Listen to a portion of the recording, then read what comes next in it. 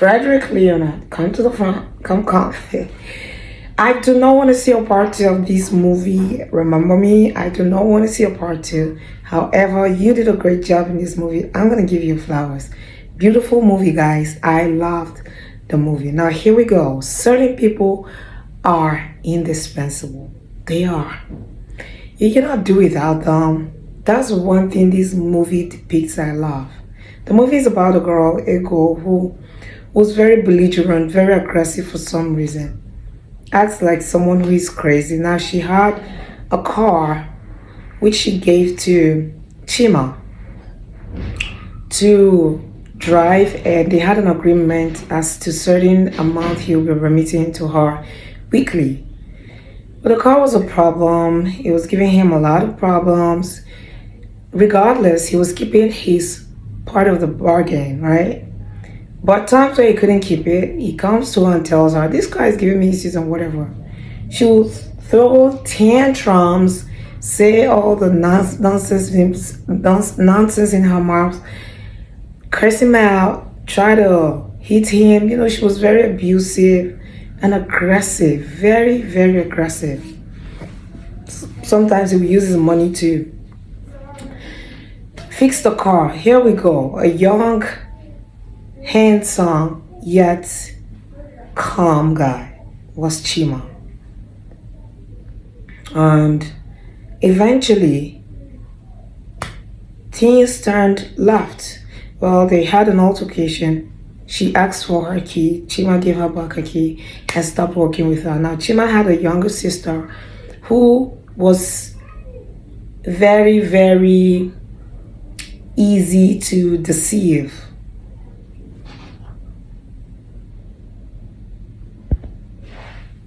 She was very, very easy to deceive. She could be easily swayed.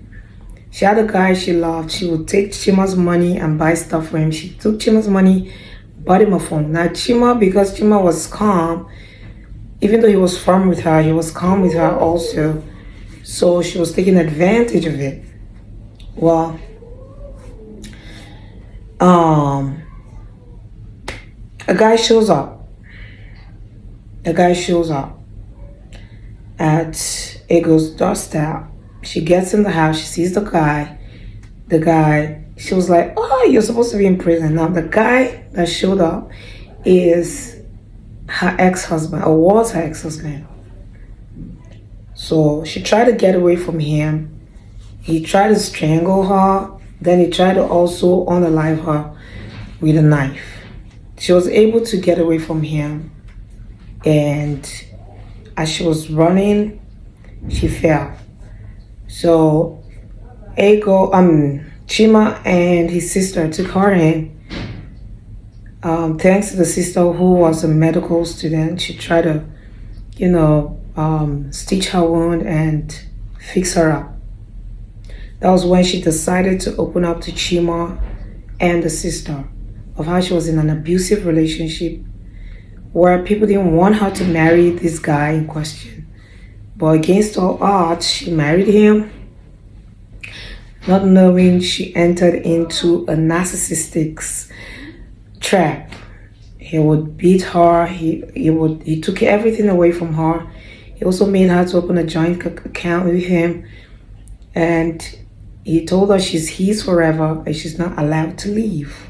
If she leaves, he's gonna hunt her down and unalive her. She also tried to get her friend to help her because she fought with her friend because the friend was against the marriage, but she wouldn't let go. So she had an issue with a friend, and she eventually called the friend to help her because he was always locked. He had the doors on lock and keys when he was going out. So he went and unalived the friend. Then she was able to get the police and the detectives, and he was arrested. So she moved to the village where they were, and Chioma decided she should stay there for a while because she was not safe since he was out there. So to cut the long story short, a public bus with people in it. There's a lady in the bus who was always gossiping. So she was telling her friend about the whole situation and how Ego is still alive and she's with Chima. While she was saying it, what his name? The Ego's ex-husband was in the bus. He heard it. He came down. When he got down from the bus, he went to find Chima's sister. He lured her into liking him since he was gullible, very, very easy to sway. Then he spoiled her with a little bit of gifts here and there. And before that, she had a dream, and she was like, for some reason, she was not comfortable. She had an epiphany. She was like, let Ego go, since she's better now, so that nothing bad happens to either her or her brother Chima. So, well, back to where I stopped before. So he lured her to his house and he unalived her there and sent the message to Chima via Chima's phone. So he unalived her, sent a message to Chima. Chima saw it and was really angry. Cried because that was his only sister and she was like a daughter to him after they had lost their parents. Well, he told Ego, and Ego decided she would have to leave because she didn't want anything to befall him. She left. While she left, her ex-husband captured her, and that was where Chima showed up, and Chima started fighting him, using knives to torture him. And just when he was about to take the last strike that could silence him forever, the police showed up, and Ego was pleading with Chima not to take her ex-husband's life because he's not a killer, and that's how the police took him. Now, there was one time they had a conversation. She asked him why he wasn't married because he's good looking. Like, why are you not married? And he told her that he had a problem when he was at the nascent stages of his development that hindered him from making kids or procreating, except by a miracle. And well, they had a couple of moments together, bed medics together. So after the whole thing, after the police had taken her ex-husband, she came to see him because he was still crying and from his sister's loss and everything. Then she told him that she was pregnant. He was super excited.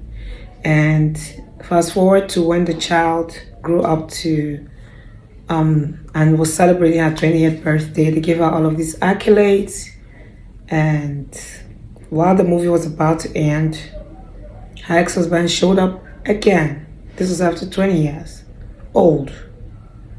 And that was how she was shocked to see him, and that was how the movie ended. Now, I liked the movie, but what I didn't like about the movie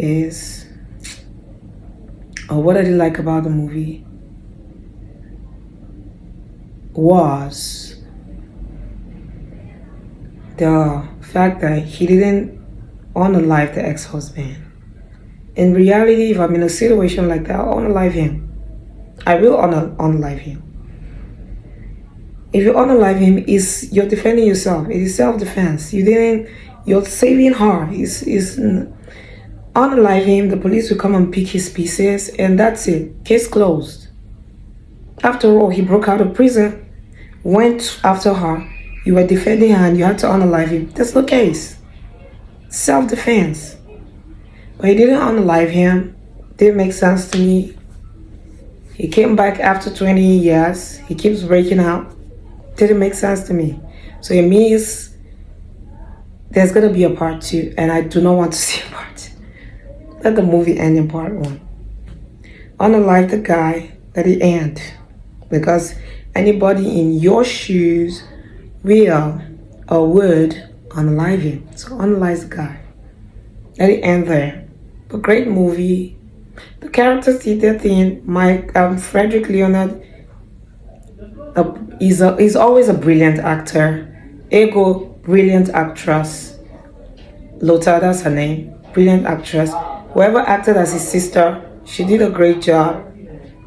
She was mushy here and there, but maybe that's what the character was about. And yeah. So yeah, tell me what you think in the comments. What was your favorite part of this movie? And I'll see you in the next review. Have a good one and